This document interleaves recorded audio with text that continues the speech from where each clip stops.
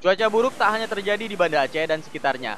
Ombak dengan ketinggian 10 meter menerjang kawasan pantai Ujung Blang, Lok Sumawe. Akibatnya objek wisata pantai Ujung Blang terpaksa ditutup, sebab ratusan pondok pedagang mulai digenangi air laut.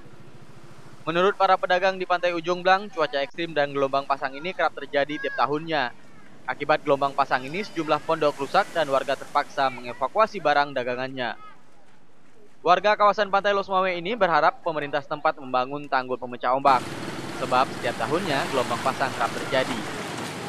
Kejadiannya mungkin ya ini kan air pasang, jadi mungkin ini dalam beberapa bulan tadi lagi ini masih ada nih kemunculan air ini. Hampir sekitar bulan ini lagi lanjutannya. Dari Losmawe, Hidayatullah melaporkan untuk Aceh Video.